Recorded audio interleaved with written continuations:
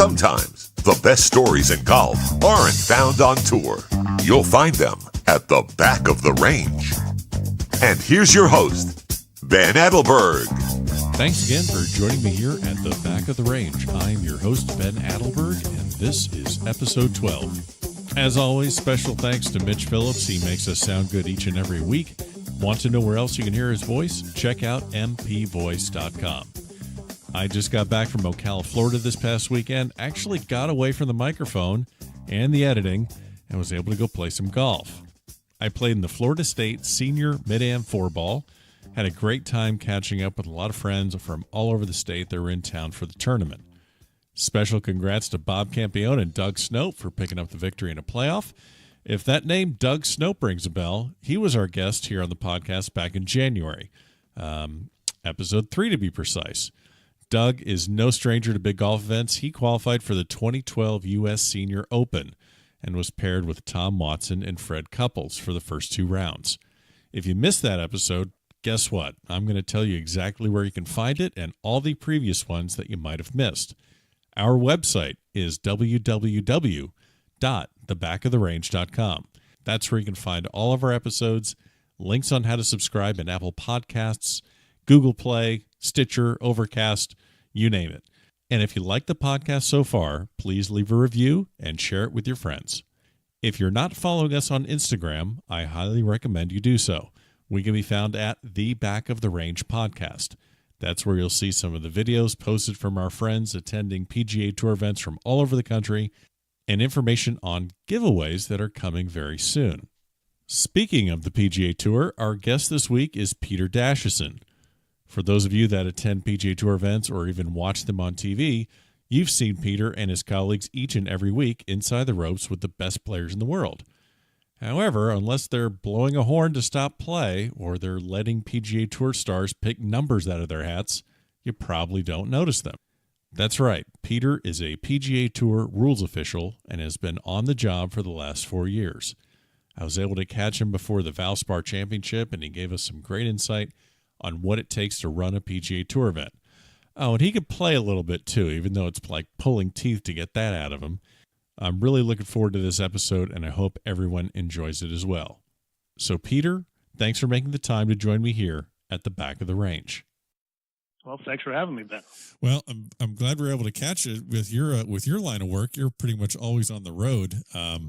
You're currently a PGA Tour Rules official. Where did you just come back from?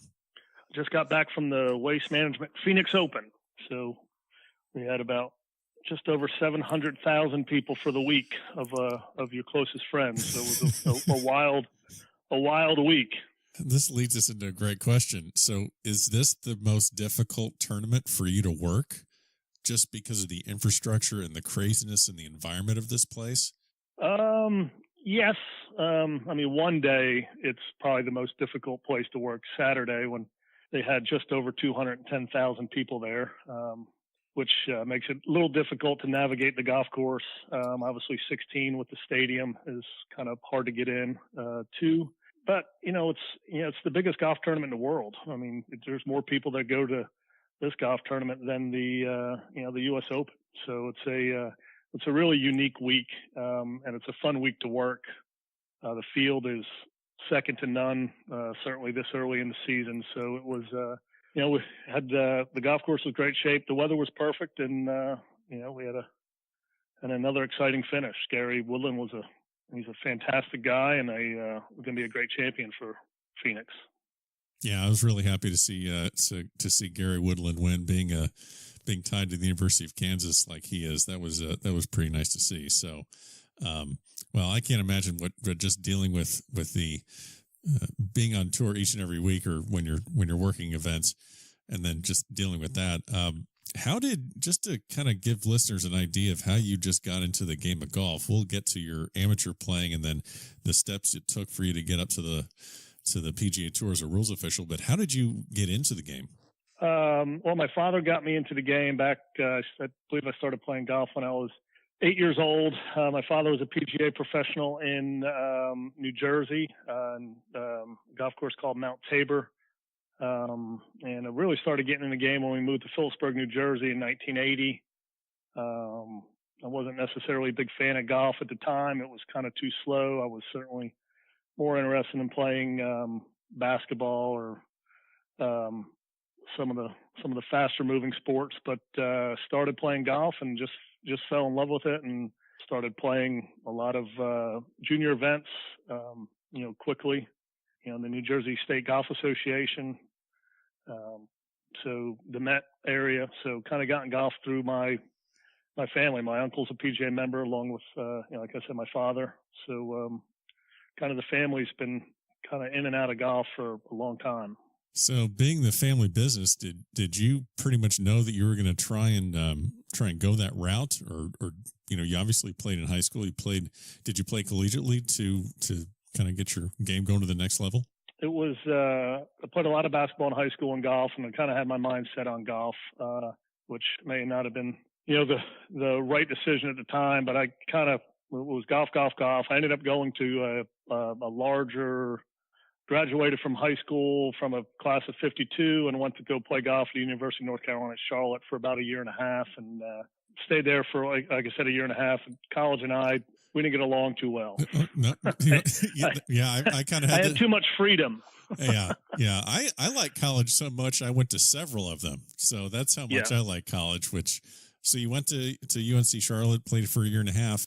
Did you have the aspirations to play professionally, or were you kind of thinking of following in your father's footsteps and going the club route? I think in high school, I was certainly thinking about playing professionally, and then when I got to college, I knew I probably I didn't have the talent to play at that level. Growing up in New Jersey, there was only a few of us that could. Michael Muir, who's a real good amateur player I grew up playing golf with, and Robbie Bradley, another good amateur player. That was about the three of us in New Jersey, and got to college and kind of saw a whole new world. So I think at that level, it was just kind of like, all right, what am I going to do? And basically got into the golf business after spending a year and a half in college, and went to work at Fiddler's Elbow in New Jersey. And that's a great name of a golf course, by the way.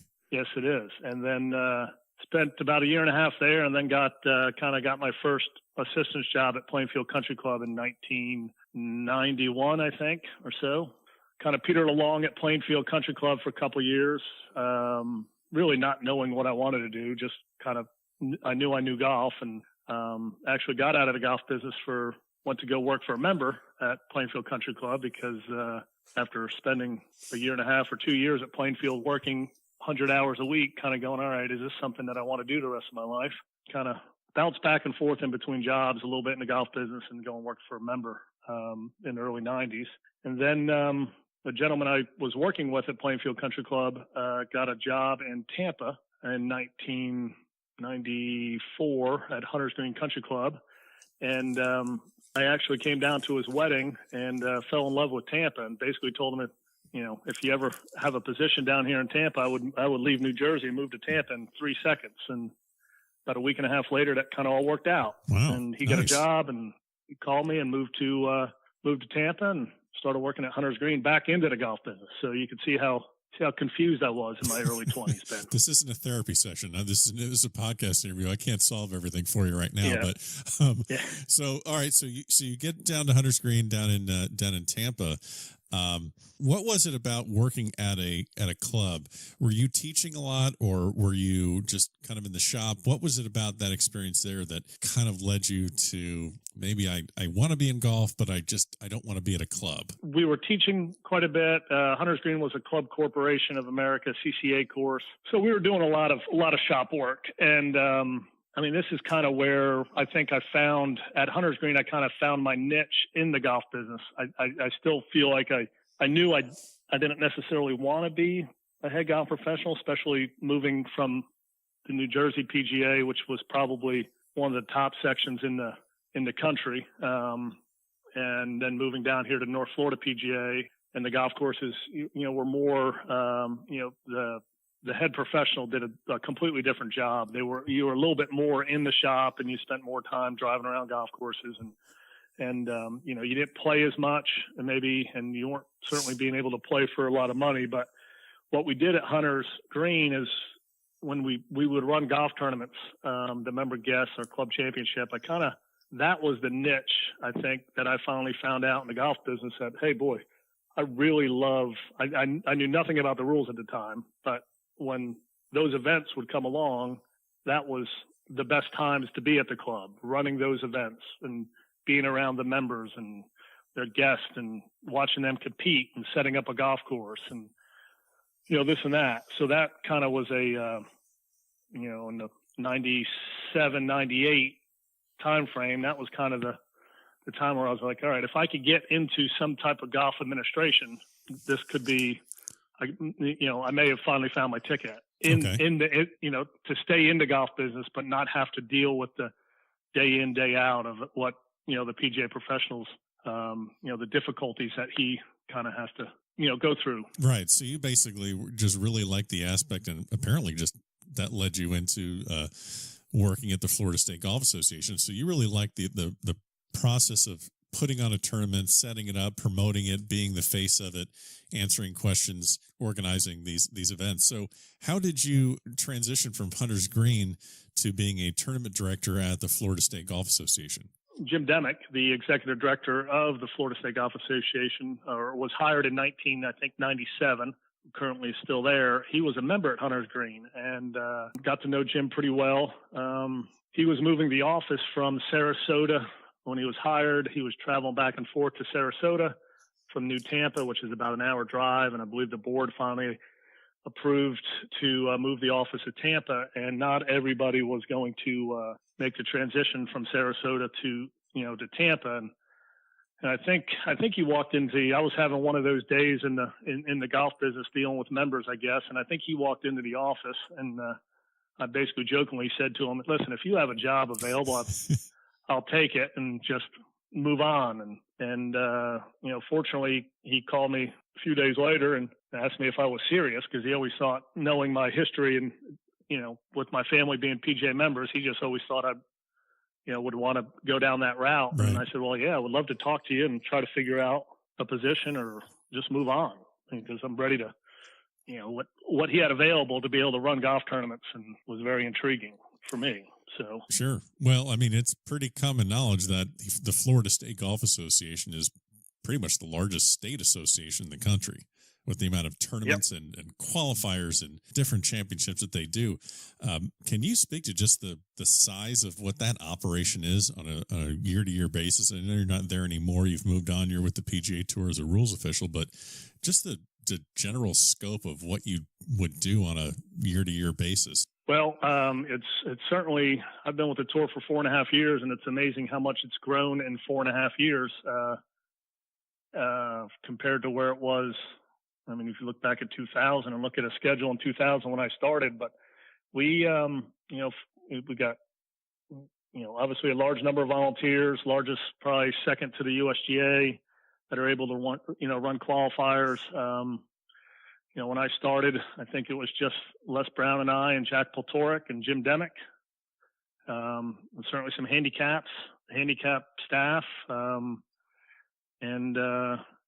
spent all summer. I guess when I started, it was basically, we spent the summers running golf tournaments and the winters preparing for the next summer. Now, by 2004 or 5, or about 2004 or 5, it basically became a year-round association. You really didn't have any time to have any downtime, or running all kinds of golf tournaments year-round. Then the junior tour started, and I think they're up to over 600 some odd days of competition a year, if you could imagine that. So, we did scheduling, dealing with scheduling 600 days of competition a year takes a lot of coordination from a number of people. So it's an incredible 17 years or 20 years, I guess, Jim Demick, when he first started in 97, to where Jim has taken the association now is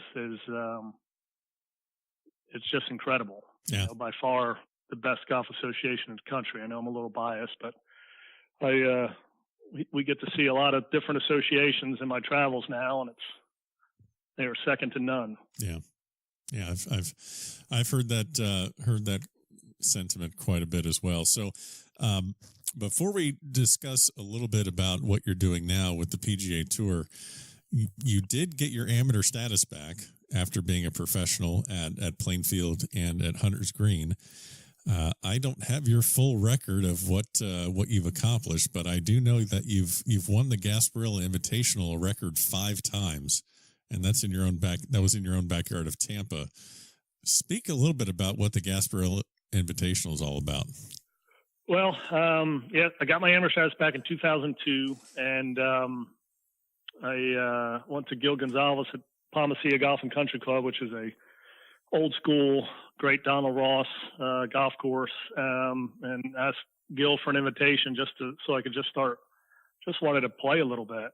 After getting my amateur status, I kind of had a little bit of I was looking forward to compete and play because it really didn't matter. You didn't have any members that played with you that said, "Oh my gosh, you shot 80." So I started practicing playing and played in Gasparilla. It's kind of in that first year is kind of just to play golf for 3 days in a row. Probably hadn't done that in years prior to that, and one thing led to another, and I won that event that year, and just fell in love with the golf tournament. Everything that Palmacia would preach is the golf course, the way they treat you. Played in a number of team events there, the Black Mask. So I love the golf course, and just kind of fell in love a little bit with the golf tournament, and started playing a little bit more on the amateur side. Actually played in a few of the Florida State Golf Associations, played in I think one state amateur and a few mid amateurs, and was fortunate enough, I guess competed in Gasparilla for about 12 years or so prior to getting the job out here on the PGA Tour. And, I was fortunate enough to win, a handful of times, just kind of got lucky a little bit, I guess. Sure. Got lucky 5 times. Okay. And let me guess, the course record, I believe you still hold that. Was that still 62? Still have that in place? Well, yeah, I'm not sure. I shot 62, so that's a tournament record, 62. And that's right. Tournament record may not be the course record. Well, I think it tied Doug Lacrosse's course record at the time, but I don't know what they do now. Bobby Weed has restored the golf course a little bit or modernized the golf course. So I'm not sure how what they look at for their records, but right. I think 62 was I'm sure Doug Lacrosse, who's only probably played out at Palmacia a couple million times, has shot at least 62 out there one time. Hey, if you're in the same sentence as Doug Lacrosse, you're doing something right. Yeah. Doug's a great guy. Yes, he is. So you've moved on from FSGA. You move to the PGA Tour. How did that job come about? I'm guessing you weren't just expressing frustration at the FSGA and someone from the PGA Tour said, "Hey, if you really want to leave, we got a job for you next week." So I'm guessing it was a little bit tougher than that. So how did that position just kind of come about, and what led you to make the decision to go there? Well, you're right. I mean, to leave the FSGA was, I always had a goal when I was hired in 2000. A good friend of mine who was a PGA Tour PGA Tour player, or represented Hunter's Green, Steve Rantoul, who is also on our staff, now was hired. He stopped playing professionally on the tour and got into golf administration and went to work for Nike Tour at that time. And he had mentioned in 2000 when I got the job, he said, "Listen, this is, you need to kind of think about this going down the line." And so I always had in the back of my mind to try to take the opportunity that I had with the FSGA, knowing that I had a guy that could introduce me to I guess the people that would hire out on the tour, because it's certainly not an easy job to get. You kind of need to get to know someone inside to kind of get your foot in the door. Sure. So, in the back of my mind, I always wanted to work for the tour and try to do everything I did at the Florida State Golf Association to try to help me or whether it was running the state amateur or the Florida Open, or try to do whatever I could to try to turn those golf tournaments into a small, as good as they could be, small web.com event. If you'd per se look at it and look at some of the, the places that we were playing in the state amateur, and try to go out and set up golf courses that have hosted major championships. So, in the back of my mind, I always wanted to work out there, but it certainly took a lot longer. I first interviewed for a Nike Tour job in 2004, and then interviewed in 2008 for another job, and then interviewed in 2013, and finally was hired in 2014. So, Steve got my foot in the door back in 2004. And, fortunately, my name stayed in the somewhat in the rotation to keep coming out and help the tour here and there. Was fortunately, after 10 years of persistence, or they were just sick and tired of bringing me out, and they were just saying, we might as well hire this guy. He's been sticking around. Sure. That's kind of how it came about. But, there was a lot more, even though that was my goal. I mean, certainly, the people that I had a chance to meet and work with, starting with Jim Demick, certainly his leadership at the FSGA taught me a lot, and spending a lot of time with Jack Poltorek, who's retiring from the FSGA this year, spending hours with him talking about rules and certain situations with Jack, and then, working with, our volunteer group, who was, like I said, second to none. Guys like, Charlie Bedford, who's worked, 20, 25 U.S. Opens and learned how to officiate, and Mallory Privet, the list goes on and on. Sure. Spending time with these guys that were able to, because when I started with the FSGA, I had one of the downsides that Jim was looking at is I had no rules experience and I couldn't open a computer. So it was taking a little bit of a gamble. So, I have noticed that a lot of the FSGA, the newer employees, are a lot younger, and I'm thinking to myself, okay, they're hiring people that know computers now. That's good. That's a good sign. Yeah. So it's really good to see that.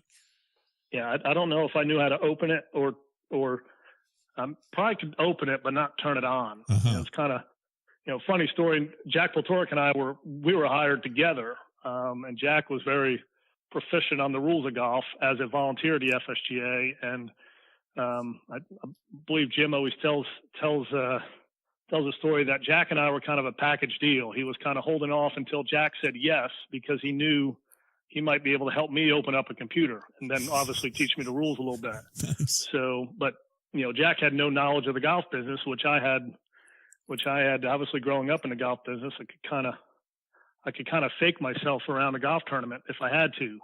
So it was sort of a package deal, but learning from everybody, the Tom Dudleys of the world, and getting to meet some of our players and talk to the Rick Wolfs and the Joe Alfieris and like you said, Doug Lacrosses, and spend time with a lot of these guys that have played in numerous national championships, and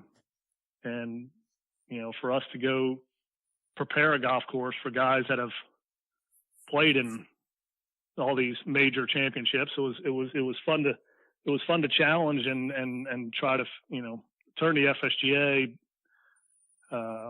be a small part of trying to transform the FSGA into what it was, over those years. So, sure. Like I said, there was a goal there, but it was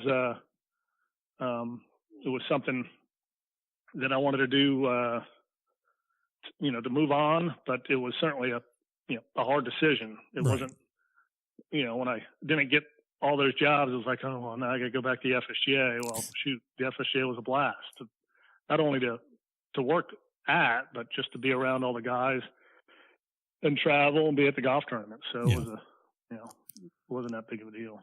So being on the PGA Tour week in and week out, and we've spoken about this previously, for the average golf fan that's either at a tournament or watching on TV, there's, pretty much 3 times that they're going to see a rules official on TV or in person for that matter. They're going to see him give a ruling.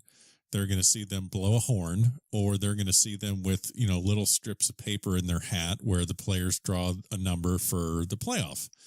And pretty much that's about it. Can you just speak to what your day-to-day, from when you get to the golf course and just all the things that you're responsible to do that make a PGA Tour event just look like it's just running seamlessly without any sort of, interruption? What are the things that you're responsible for when you get on site?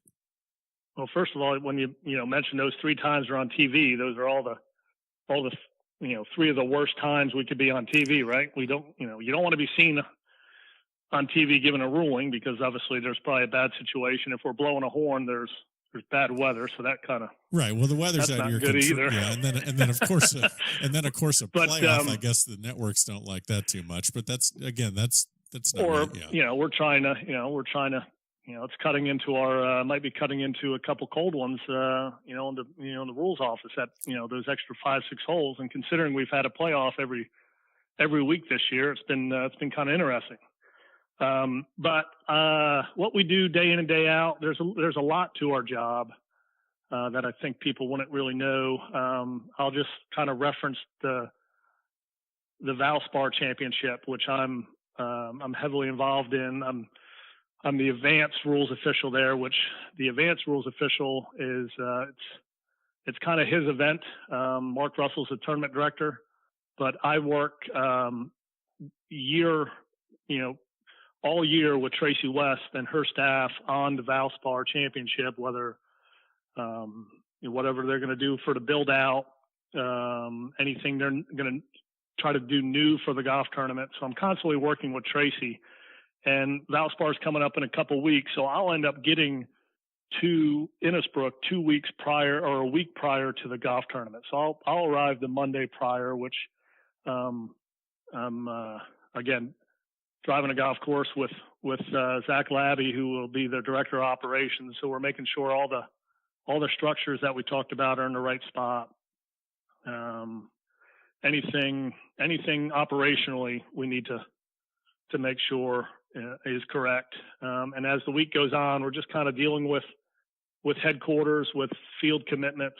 We don't do the pairings, but we're dealing with the tournament director with their sponsor exemptions and their in their field. And then later in the week, I'll end up marking the golf course for the tournament. Anything that needs to come up that, if I have any questions or this or that, generally call Mark Russell, who will be the final decision maker. But, I'm responsible marking the golf course. Sure. We got to make sure the roping and staking is correct. So a lot of the stuff that, the average person that shows up on, that Wednesday or Thursday of tournament week, that's all done. Everything that's up on the golf course, the advance official is generally responsible for. ShotLink comes in on Wednesday, and you're reviewing with ShotLink where all the ShotLink towers or cameras are going to go. All the stuff you see at PGATour.com that ShotLink provides. The advanced rules official is dealing with all those logistics as well to make sure all those structures are placed in the right spot. So advance week is a lot of paperwork, a lot of marking. And like I said, you're dealing or you're working with that golf tournament, the superintendent, the tournament director, the general manager at the club, year in and year out on changes to the golf course, and whatnot. So then the next week, let's just say, on Tuesday, so you have an advance official and tournament director, like I said, Mark Russell and I.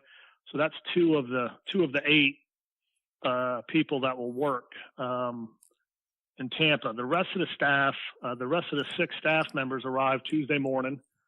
And what I'll do is assign Tuesday. That's Tuesday of tournament week, right? Yeah. Okay. Tuesday of tournament week. You'll have the 6 other referees that are working Valspar will show up. And basically what I'll assign 2 of those people to course setup.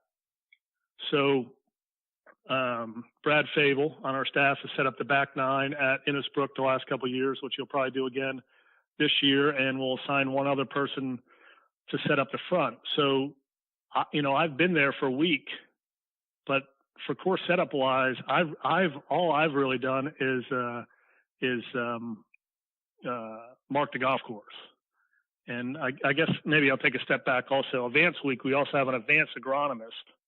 So Chuck Green is our agronomist for Valspar, which, again, he's working with the golf course superintendent year in and year out to, his program and whatnot. So Chuck and I work closely advance week about green speeds, what's our optimal green speed when the course setup guys go out. For instance, at Innisbrook, our optimal speed is about 12. And then rough heights, rough height is 3 inches, up to 2 3/4 or 3 inches. So we're working on all that advance week, Chuck and I. And then, so to jump back to, tournament week, we'll sign 2 guys to go set up the golf course, and Brad Fable and, the referee A will be responsible for the 4 hole locations that we play during the tournament and tee locations. Sure. So it's not necessarily me; it's those 2 guys. They're working closely with Mark or myself if they have any questions, or they'll work with Chuck Green if like, hey, could we could certainly take some more speed on the greens, or you know what, we're going to have a lot of wind. Let's push these greens back. And then the rest of the staff is, then you got we've got 4 of the guys, and they're going to we'll sign 2 guys to checking setup, and 2 guys to lead groups, monitor pace of play. So, the checkers will, the guys that are setting up are actually, they set up for the next day each day. So the guys that are checking will go check out the setup for that current day. They're out checking bunkers, checking for any damage in the fairways that might have happened overnight, and also making sure the whole location that the course setup officials have selected is correct, sure, pacing wise and whatnot. Because those setup guys, when you're out on Thursday morning getting your Thursday whole location, they're spending more time thinking about Friday, right, and Friday they're thinking about Saturday. So that's, the checker's job is actually kind of important to make sure we haven't missed a step here or there, or some bunkers that get a little bit out of whack from some maybe animal damage. And then basically when the setup officials are done and the checking officials are done, we spread out amongst our, the golf course. Innisbrook is a relatively easy golf course to officiate, but, we kind of stay, like you said, if we're not called in for a ruling or we have bad weather, we're generally never seen because we're sitting outside the ropes. We're not part of the competition. We don't have walking rules officials. Sure. So we probably spend more time talking to spectators on quiet days than we do, dealing with players. So the bulk of your job is basically before everything gets going, and then once the tournament starts, you just try and stay out of sight, out of mind, and just observe and let the tournament flow naturally. Yes. Contrary to the general public, we spend probably 85% of our time when you're dealing with, say if we don't have any bad weather that we have to deal with, 85% of the time, all we're doing is talking about pace of play. Yeah, well, I'm glad you came. That's something I was going to bring up. Before I bring up that, though, I want to ask you about pin positions. Is there kind of a standard that you go by as far as how many, maybe necessarily, pins in the front of a green compared to the pins in the back, or do you try and do maybe, 6 tough pin positions and then 6 medium ones and 6 easy ones? Is there any kind of framework that you guys go off of for that?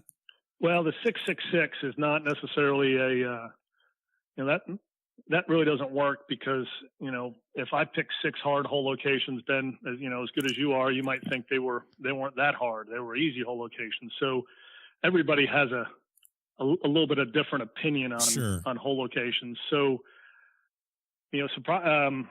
weather dictates, on the tour, the weather will dictate a lot. So if it was going to be windy and if a player, if the wind was blowing hard left to right at 20 miles an hour, you're certainly not going to want to stuff a bunch of hole locations on the left-hand side where the player has no really room to work the golf ball. So The advanced official will get we have a DTN meteorologist that will work each event for us, and they provide the weather forecast, and the advanced officials will look at the weather and certainly take the weather into account when setting hole locations.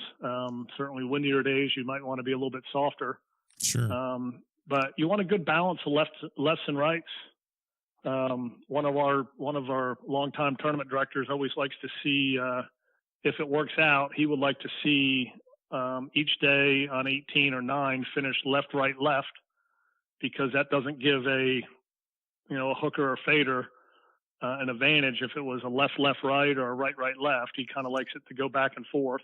Something to think about when you're, setting up a golf course. But you want good balance on your lefts and rights, and obviously balance on front, middles, and backs. But if you're playing a golf course that, the greens are concrete, you certainly might favor some more back hole locations. Right. So I think course conditions and weather conditions will kind of dictate your balance a little bit, but you certainly just want to be thinking about, you want to take all that into account: weather, course conditions, green speeds.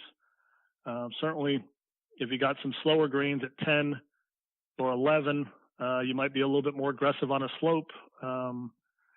You certainly don't want, I kind of look at a hole location, if you hit a putt from 3 feet, you don't want that putt breaking 4 inches. Right. Maybe right. outside right edge or outside left edge is probably a good start. You don't want that big duck hook from 3 feet. That will tend to get you in a little bit of in a quandary out on the tour. You might hear some stuff at scoring. Well, so you mentioned that. So obviously in the heat of the moment, when someone when a professional walks off the course and they had a bad day, you may hear something in scoring, and that's a very emotional response, obviously, because it's their profession. They're trying to make a cut or trying to get into the top 10. But is there any sort of a official process where you hear constructive feedback from the PGA Tour pros about, I guess, just as to lack of a better term, just like a customer survey, so to speak, where they come in and at the end of the tournament they say, well, we liked the tees setup, we didn't like the green setup, we thought this could be better. Do you get any sort of official feedback from the players and take that information and have that transition into future events? Yeah, you always welcome feedback. These are the best players in the world, and they could certainly, if you have, we do have a number of players that will, seek you out, maybe the next week and say, I know you set up last week. I'd like to, can you tell me what you were thinking, how you were setting up hole 12? And you kind of give them your scenario, and depending on who the player is, if he's one of the guys that, just like any other sport or any club business, there's a number of guys out there that you could listen to that are constructive. Some of the guys are just like any other thing. They're just kind of complaining, just want to get something off their chest. Yeah. So it's no different than any other business, but you're always seeking out information, from the best players in the world. We probably hear the most. We actually have,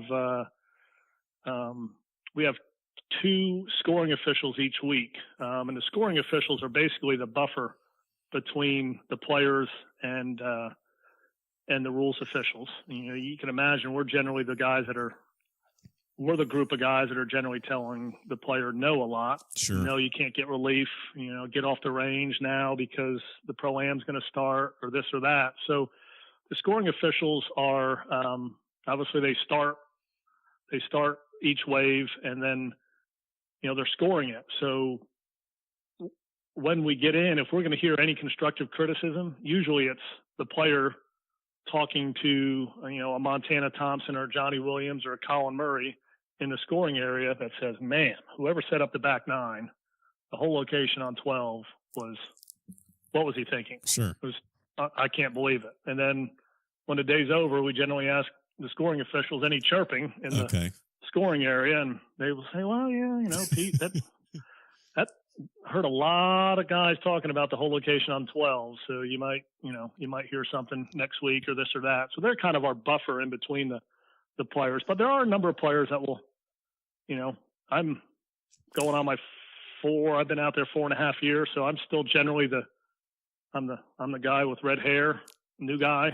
So, still the new guy. Usually it takes about 5 or 6 years to a lot of these guys get to know your name, week in and week out. So, if you do hear a little bit. Sure. If you can, who in your 4 or 5 years that you've been out there, who on the tour, when you hear their comments, you really kind of take them to heart, and it's a little bit more than just maybe chirping. It's more of like, well, okay, I value this player's input maybe a little bit more than others. Is there some players that you see that, okay, I really value their input on this, I want to look at this? I guess I could tell you, last week I set up the back nine at Phoenix, and Aaron Baddeley, who's probably one of the nicest guys out there, just like a Gary Woodland.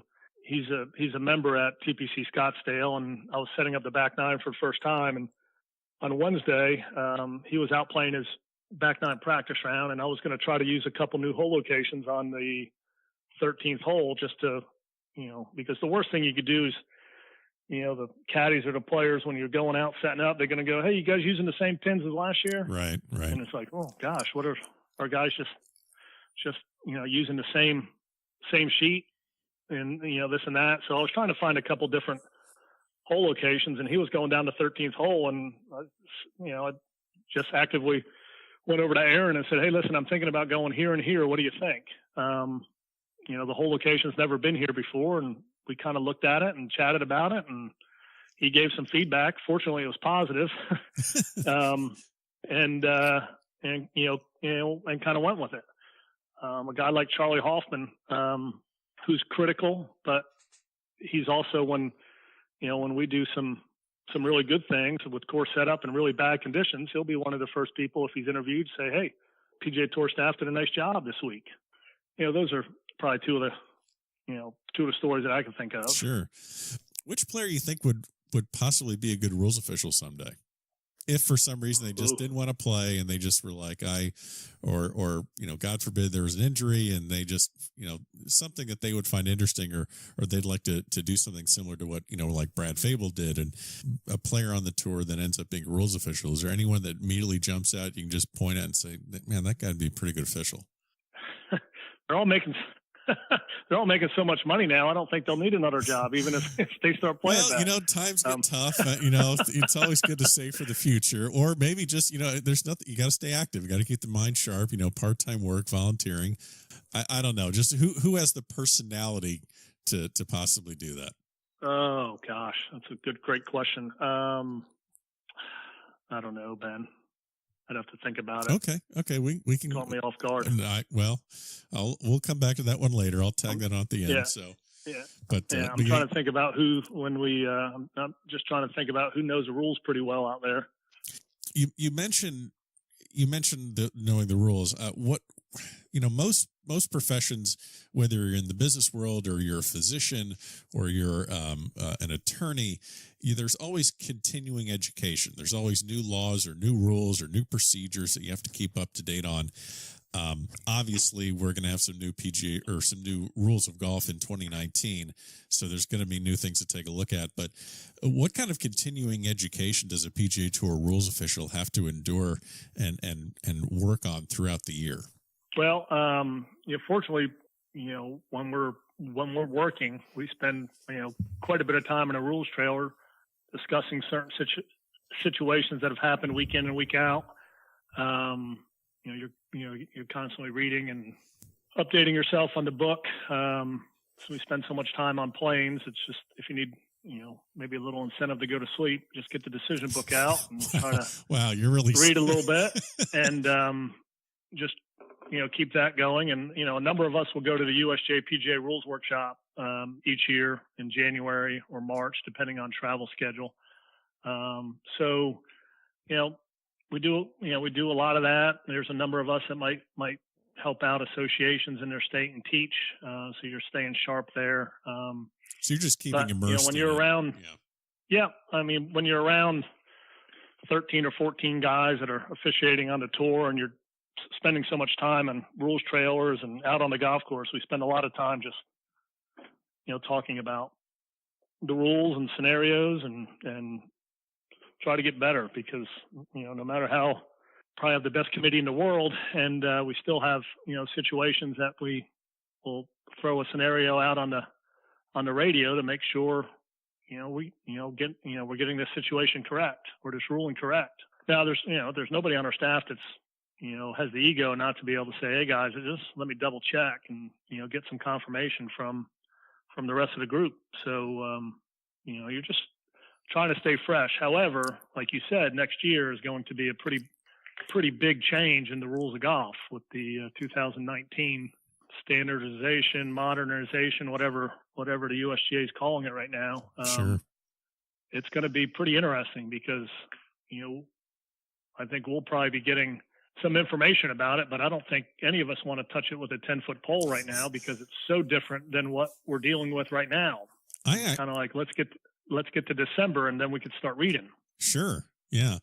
I'm looking at some of these rules that are coming out, and I'm just a quick summary with what is proposed and different things where, first of all, you're changing the search time from 5 minutes to 3 minutes.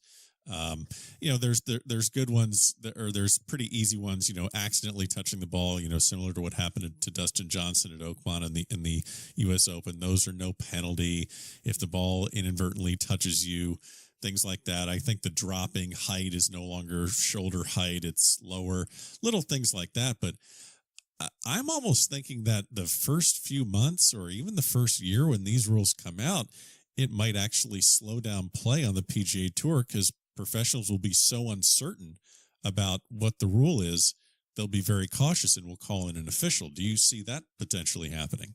It could. I mean, I think even at this level, even now, I mean, there's guys, since you're playing for so much money, I think some of the spectators or television viewers, when they see a guy needing help to get off a cart path, they might be like, "Gosh, I cannot." This is their profession. And they're taking relief from a cart path, and with the new change, not taking call-ins right now might help that, because if a player does do something on television that is not caught by a rules official or one of our rules officials watching television. Because we do have some people watching television. We can't take call-ins, but we have people actively watching the telecast. It may or may not, but you have stuff that might speed up play with being able to putt with the flag stick in. So maybe a guy that's got a 90-foot putt, opposed to having his caddy go up there and attend it, maybe he'd just play, knowing that there's no penalty to hit the flag stick. But I think it's I mean, being able to ground your club, and I think in a hazard or penalty area, as they're going to call it, move stuff in a penalty area. Bunkers will be a little bit different. You're not going to be able to ground your club in a bunker or take practice swings, right? From what I understand, it could slow down playing, initially. Shoot, it might slow down our rulings, because we might be throwing more rulings over the radio, going, I just want to make sure this is correct. Right. Sure. Absolutely. For us, because we have a guy on our staff that's on the Joint Rules of Golf Committee, Steve Rentoul. So it's he's constantly working with the USGA and the RNA with some of these changes. So I can't imagine how hard it is for Steve to decompress. He was just in a meeting in Miami about all these changes, and now he's in LA getting ready to advance the Genesis Open. So next week he has to decompress and try to all the stuff that he's talked about for 2-3 days, or got to put that in the back on the back burner. So right. I guess this also leads into the fact that, when you look at other major sports and you see, players in the NBA getting into the face of a referee, and you see, the traditional batter complaining balls and arguing balls and strikes with an umpire and then getting tossed out of a game. That's not really the dynamic with a PGA Tour rules official and the player. You're trying to work as a team, so to speak, to make sure that they are in compliance with the rules, so they do not get penalties or disqualified. You're trying to protect them and the rest of the field by adhering to the rules, correct?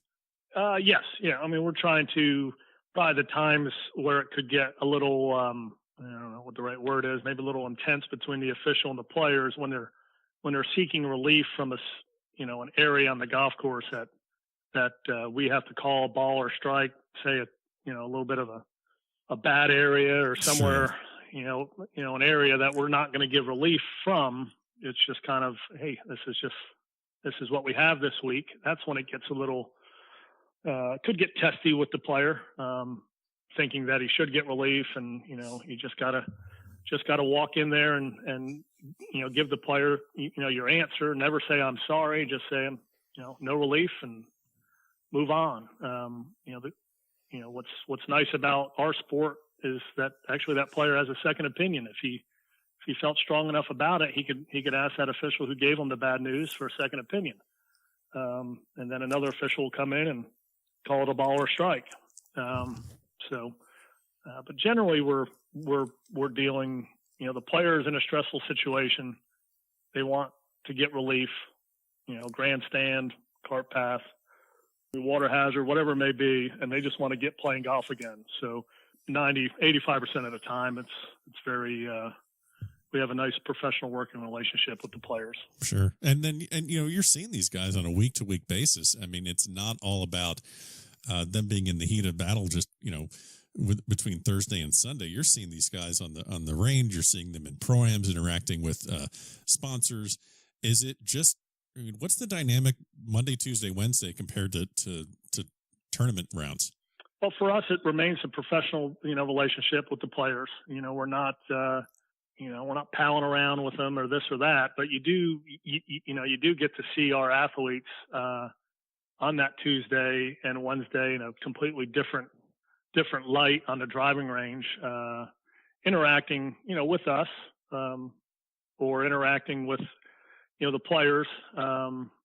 Obviously this young group of players has a little bit of a club membership relationship with these, the Jordan Spieth and the Justin Thomases of the world. It's kind of a little bit different than 25, 30, 40 years ago. It's like, you watch these young group of kids are actually, they're rooting for one another. You see, you see them staying late on Sunday to go watch a playoff of one of their buddies, which, I don't know if I don't recall it watching golf years ago, and certainly wasn't out there, but you don't know if that was the case 25 years ago. No, absolutely not. You're dealing, we deal with the players, like I said, in a very professional manner. That Tuesday or Wednesday could be that time that you were talking about, Ben, where they want to pull you aside and talk about your course setup. So sure. Yeah. In a nice, friendly, casual manner.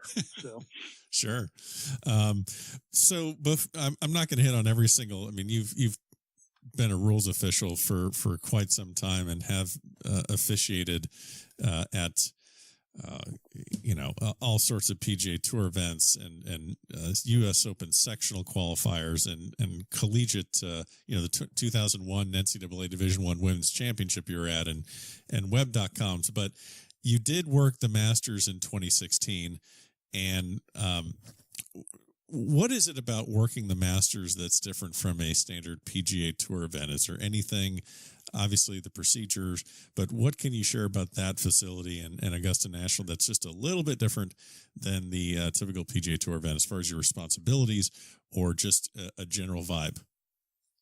Well, any of the majors, when we are invited to work, we're actually invited, Augusta National will invite, I think it's 10 of our staff members, and then our tournament directors that do the schedule will sign, those people to go to the invitation. So, like I said, or like you said, in 16, I was fortunate enough or lucky enough to go work.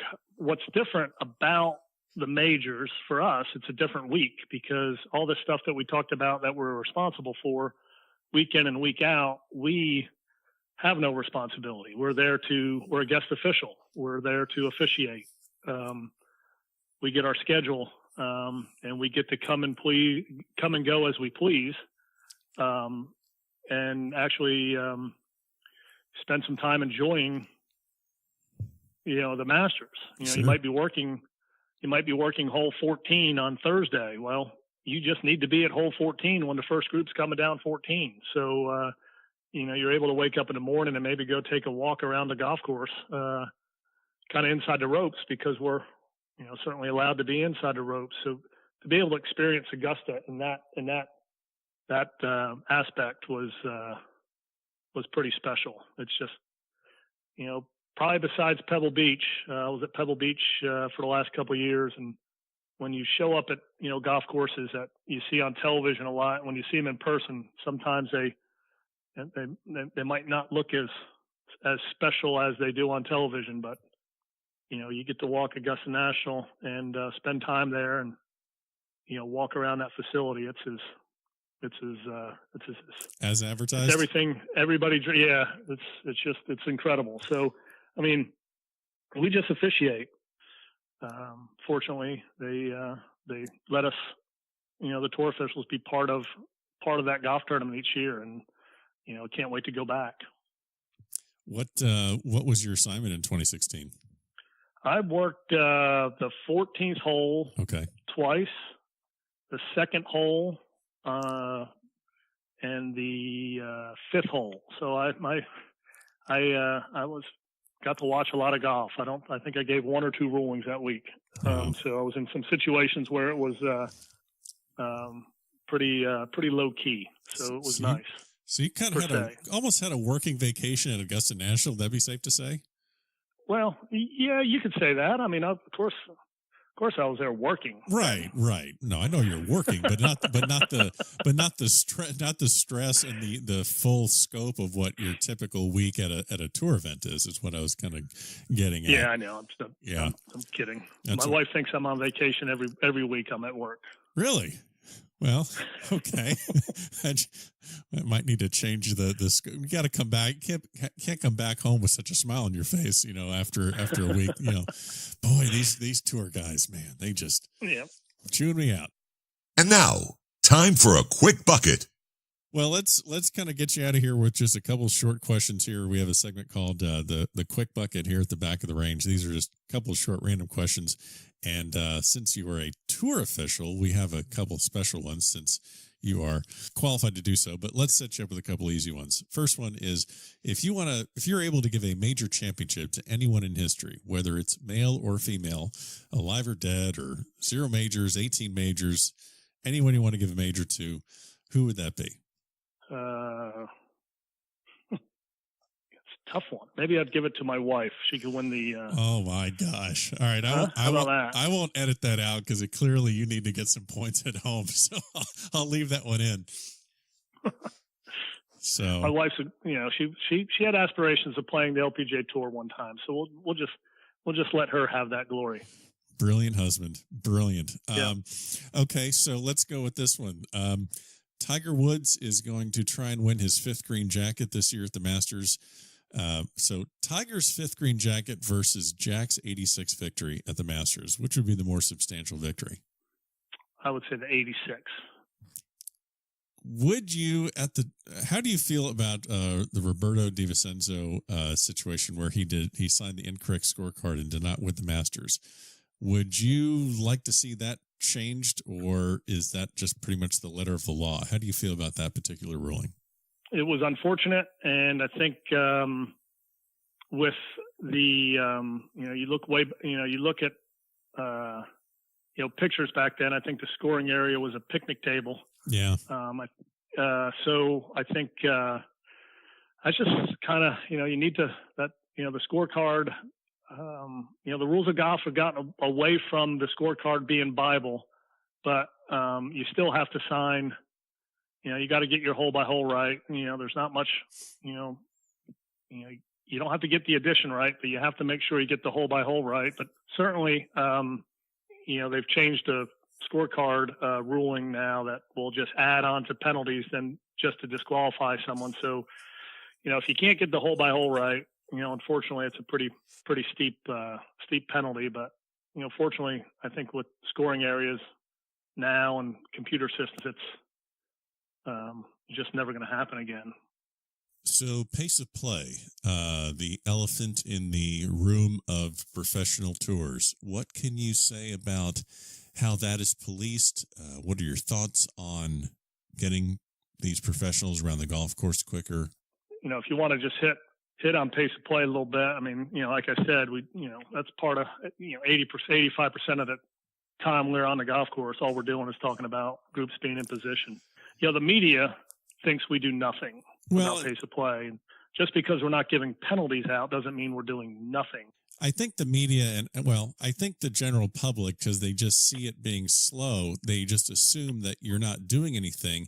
Is there something that can be done, though, to give the optics that things are moving along? Like maybe not a stroke penalty, or maybe not,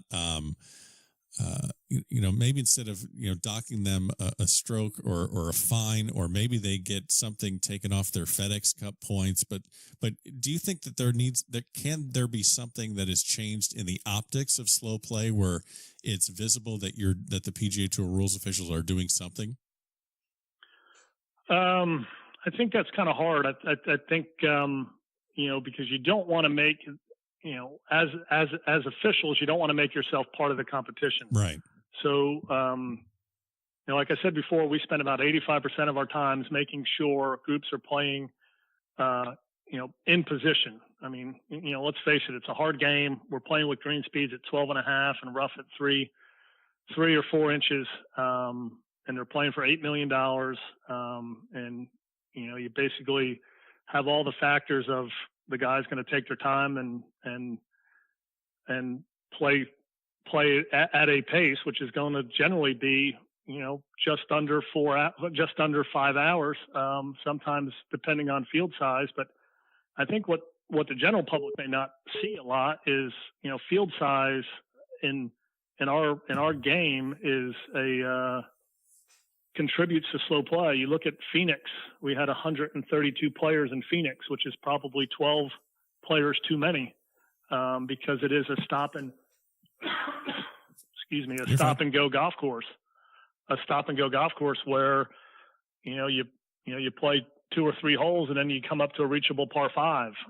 And since you have too many people on the golf course, just like anywhere, you drive on I-4 at 7:30 in the morning, you have too many cars on I-4, traffic's going to be slow.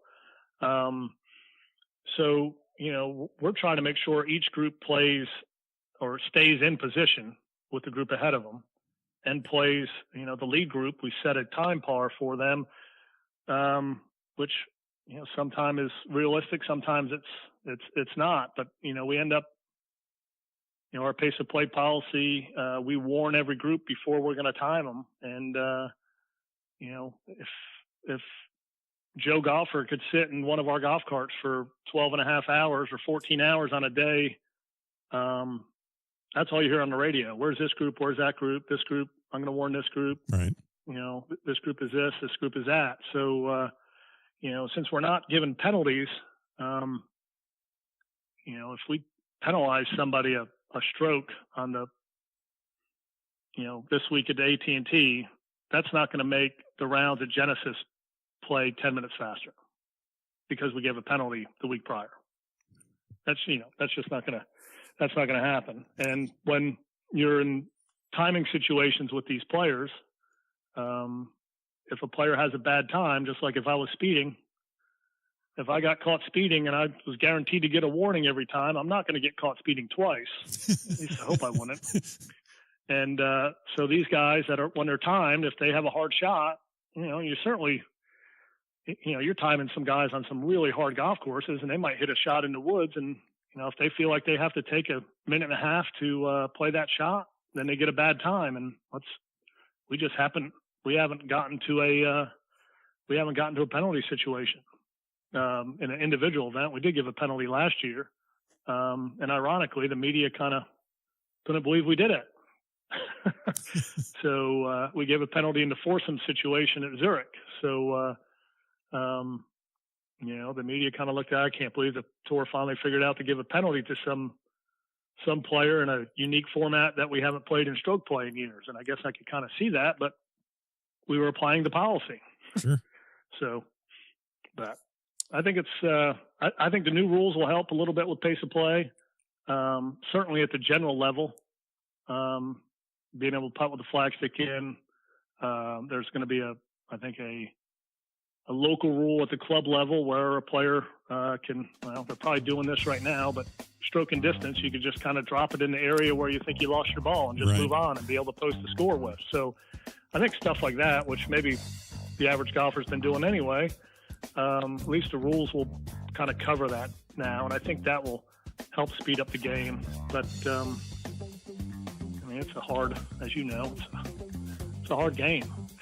Well, yeah, it's a tremendously difficult game, and hopefully we can kind of revisit for another session, another episode session after the new rules are implemented in 2019, because I think our listeners and myself included would be very fascinated to get your take on how things have gone with the new rules.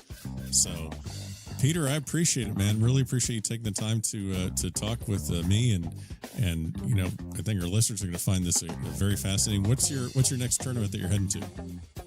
I leave Saturday to go do the Monday qualifier for the Genesis Open, and then I'll work the Genesis Open at Riviera Country Club, and Tiger's back again, so should be some good television. Hope everything goes well.